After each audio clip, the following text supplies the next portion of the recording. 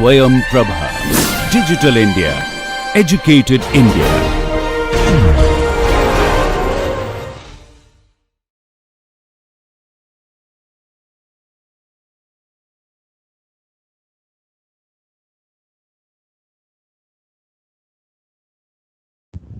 Hello, welcome to the first part of lecture 11. So in the previous lectures, we have covered the active devices and we studied concepts like amplifier design, gain, noise figure. In this, from this lecture onwards, from lecture 11 onwards, we shall study the passive components. So the first passive circuit that we will be studying is what is known as broadband impedance matching network. So let me again share my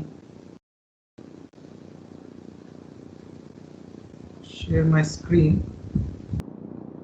So you might ask me, I have already covered impedance matching in one of the previous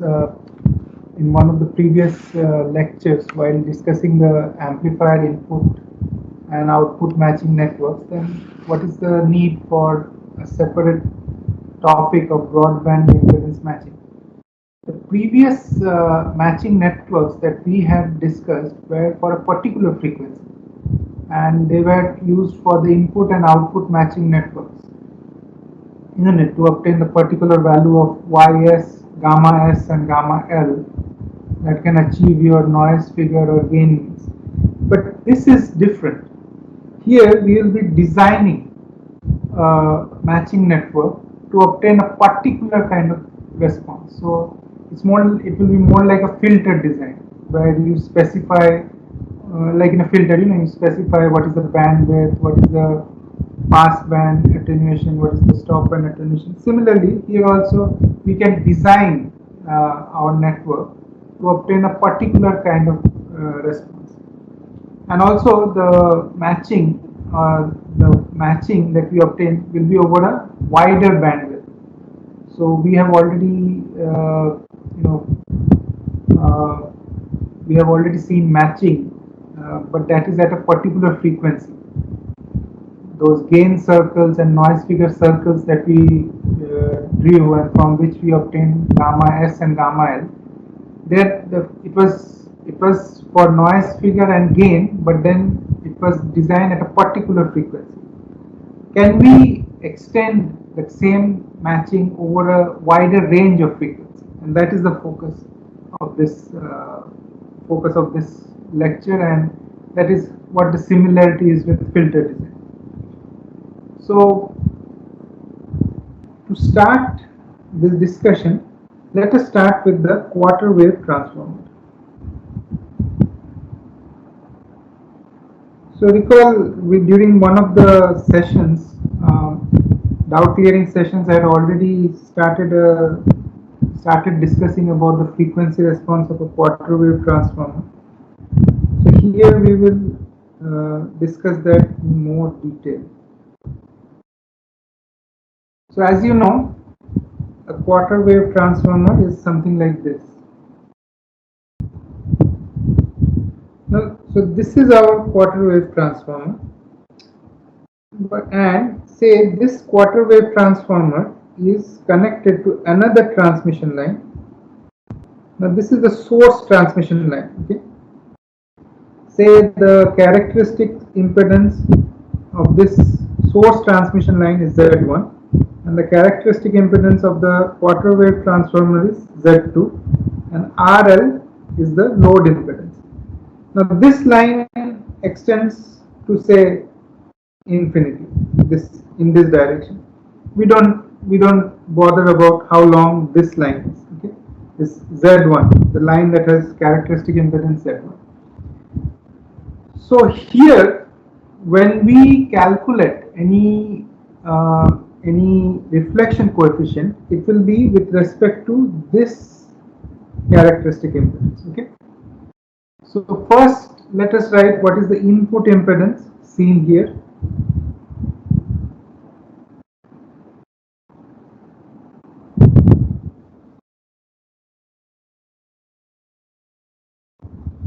So Z in will be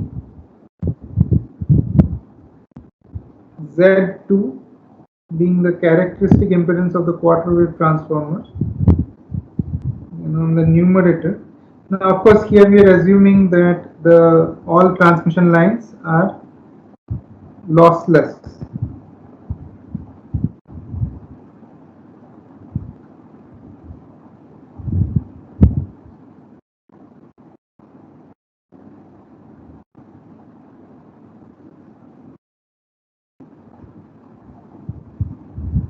Okay. Now, say at a particular frequency f0, the length of the quarter wave transformer is lambda 0 by 4. So this quarter wave transformer is quarter wavelength long for this particular frequency only. Okay. Now at this frequency, that is f0, our Zin will be equal to Z2 square upon RL, and say we have to make this Zin equal to Z1, so then that will give Z1 is equal to, why we need Zin to be equal to Z1? Because we want this junction to be properly matched. Okay, so from this we get a relation that Z2 is equal to square root of Z1 RL. Okay. Now let us substitute this value of Zin in this equation, and so then what do we obtain?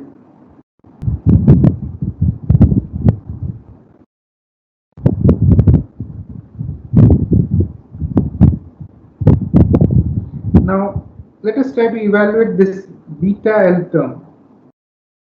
So beta L is equal to 2 pi upon lambda multiplied by the length L, which here is lambda 0 by 4.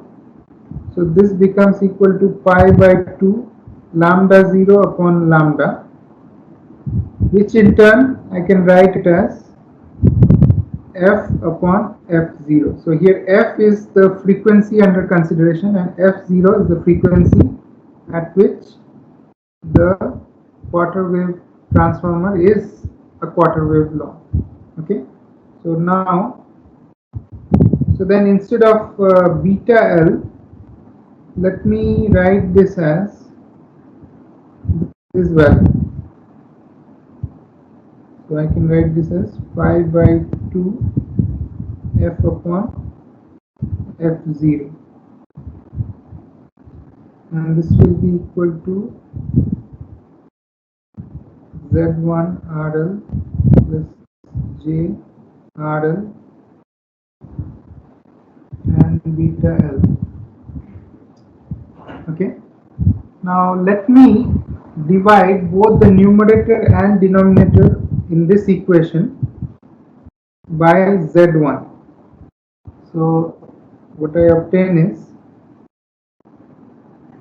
Zin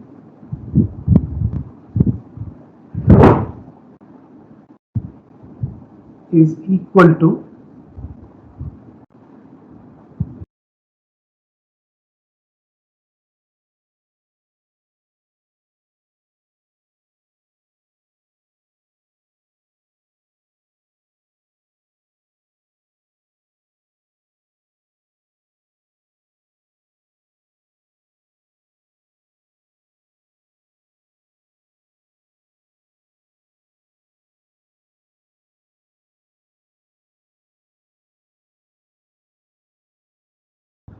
so now we obtain the value of Zin.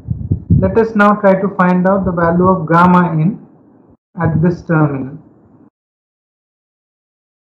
I found out Zin, this value. Now let me try to find out gamma in. So gamma in will be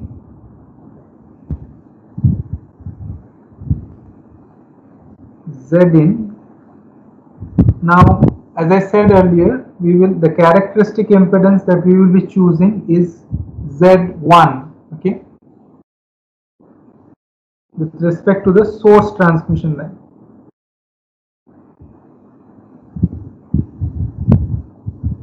So let us try to evaluate this.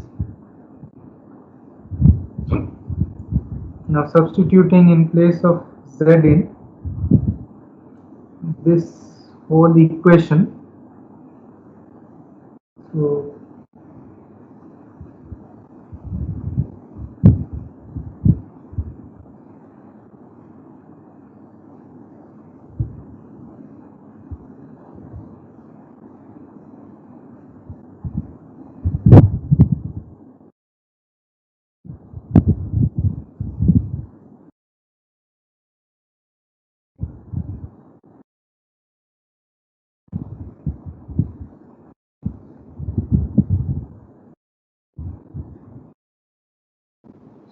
first thing that I will do is I will divide both the numerator and denominator by Z1. So then this becomes 1, this becomes 1,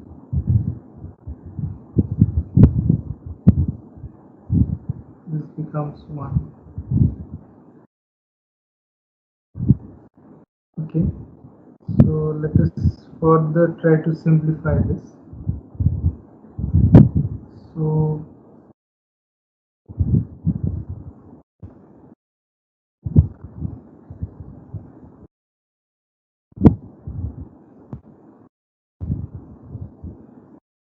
Z1 by Z2 we know, sorry, Z2 by Z1 we know that is equal to RL Z1 under root on Z1.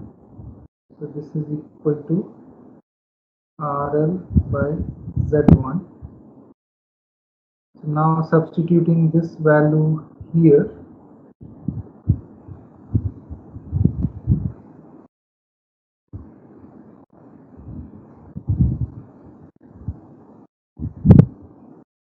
and also here, what we obtain is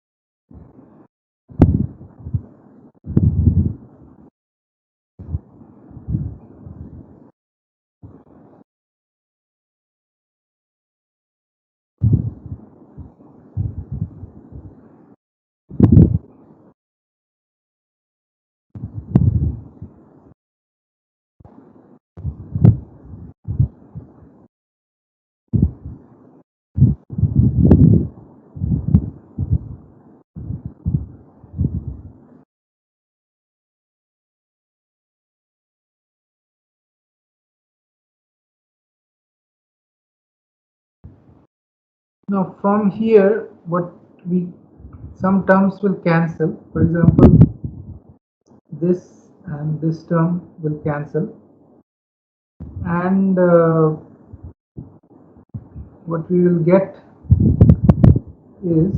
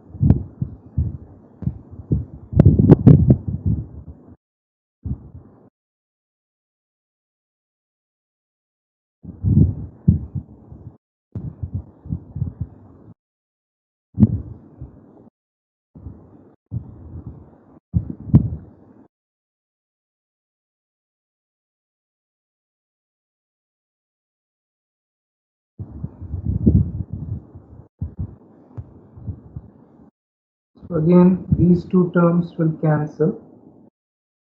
So what we will be finally left with is that gamma in is equal to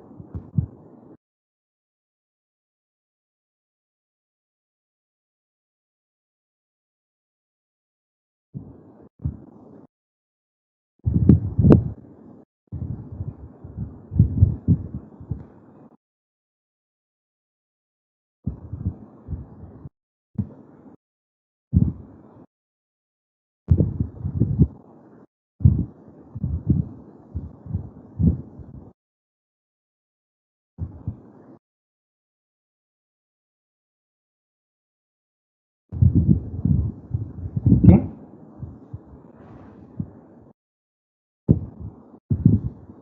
If we try to evaluate the modulus of gamma in, it will be like this.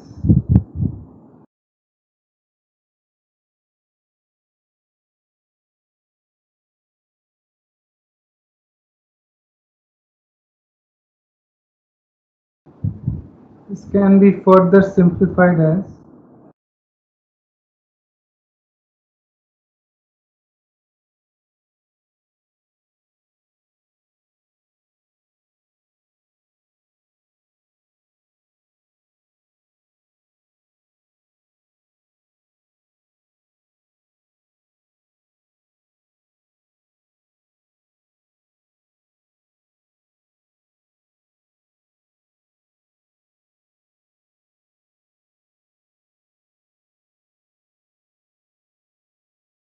and then this can be further simplified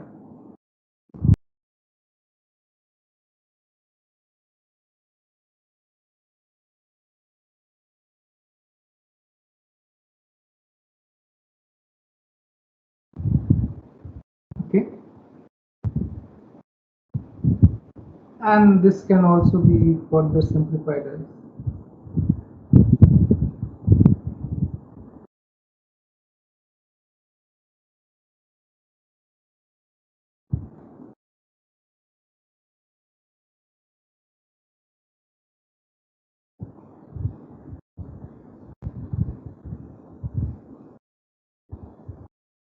from which, so this is gamma in magnitude square, so then gamma in magnitude only will be given by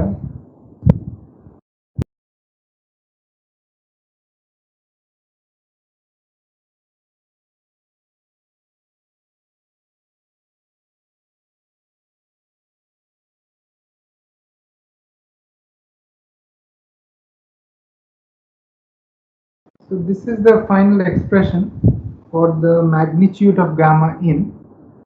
So gamma in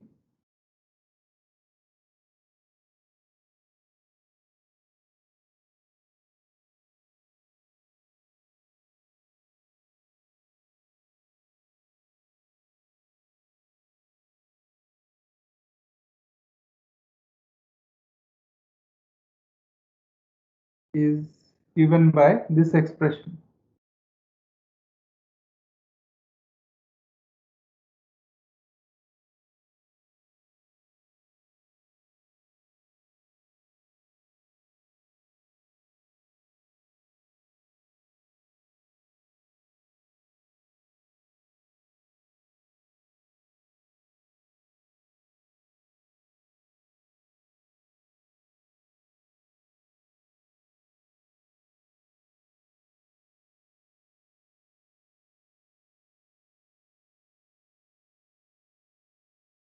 So if we plot this gamma in with respect to frequency, then we get a graph like this.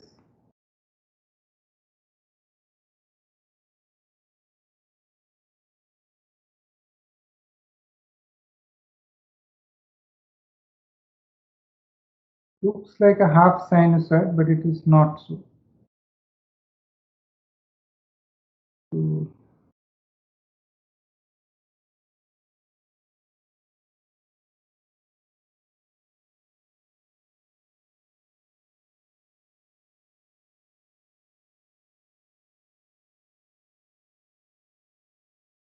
So once again, F0 is the frequency at which the length of the quarter wave transformer equal to lambda upon 4, okay, or I should say lambda 0 upon 4. So it is that frequency at which this that given transmission line is quarter wavelength long, or in other words, it's the frequency of operation of the quarter wave transformer. So what do we see from this graph? Now let me label some points here. This point corresponds to gamma L, this point, okay. So now say we take some arbitrary value of reflection coefficient, let's call that gamma m.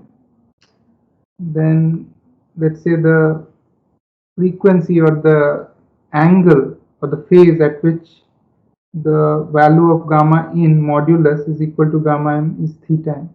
By the way, we could also express the x-axis in terms of theta.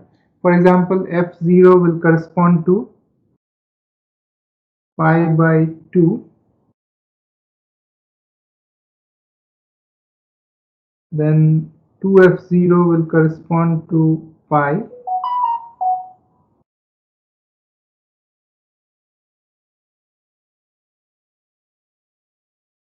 and then the 3f0 will correspond to 3 pi upon 2. This is 2 pi, this is 5 pi upon 2. Now, so here instead of f, I have theta on the x-axis, and theta is this value. Theta is equal to pi by 2 f upon f0. And you can verify that the value of theta that I have stated here can be obtained from this equation. So now what do we get from this graph? First of all, as you can see, the point on the y-axis where this curve meets the y-axis is this gamma L. So in other words, if suppose I have a different value of gamma L, I should say this is modulus of gamma L, the modulus of gamma L. Okay, so if I suppose have a higher value of the modulus of gamma L, say this point, and if I try to let's take a different color, take green. Now at this point, if I try to draw the same graph starting with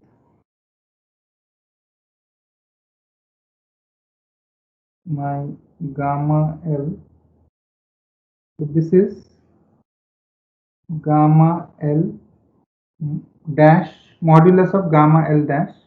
This is higher than this value, okay.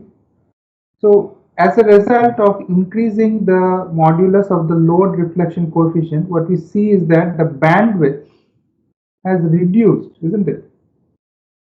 So here, if we take this point, whereas for the red line, the bandwidth was this long, now for the green line, the bandwidth is only long.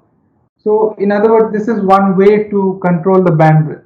If we increase the value of the magnitude of the reflection coefficient of the load, then the bandwidth will decrease, and vice versa. But the problem is that we are not always have the freedom to change the load reflection coefficient, because the load is usually fixed. So in that case, what do we do? So for that, we can use multiple sections of these quarter wavelength transformers, each of the sections having a different value of characteristic impedance, and that is what we shall see in the next part. Now one aspect that is left here is the bandwidth analysis. So let's go back to this graph and say at theta equal to theta m, we obtain the modulus of gamma in is equal to gamma m. So we have gamma in theta equal to theta m is equal to gamma m, and say we define our bandwidth as all those frequencies or all those phases for which the value of the input reflection coefficient remains below gamma m. So then in that case our bandwidth will be this range of frequencies or this range of phases. Okay. Now what is this range of frequencies or this range of phases? So one way to see that is, suppose if the frequency corresponding to theta m is say fm, then my bandwidth, absolute bandwidth, will simply be equal to f0 minus fm twice, right? And my fractional bandwidth or percentage bandwidth with respect to the center frequency. So here if we consider this f0 to be the center frequency, then fractional bandwidth is equal to the absolute bandwidth upon f0. So this is the fractional bandwidth expressed in terms of frequency components. Okay. What if I want to express in terms of phase? So for phase, we first note that this small spacing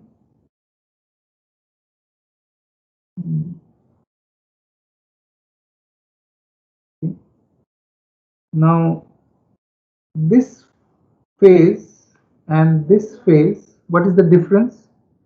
This is theta m and this is pi by 2.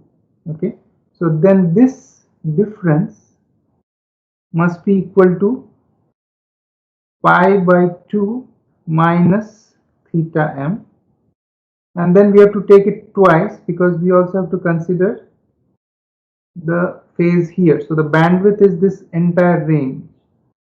This is twice of this range. So bandwidth in terms of phase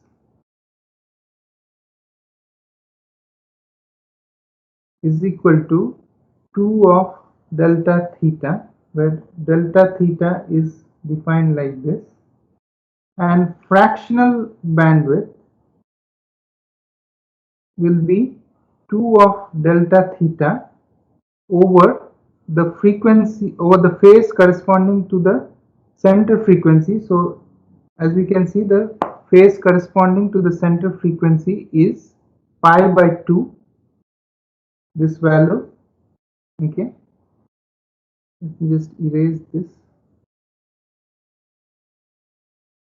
So this is pi by 2. So then I can further simplify this as, so this is my fractional bandwidth. So with that, we come to an end to this part. In the next part, we'll discuss about multi-section transformers. Thank you.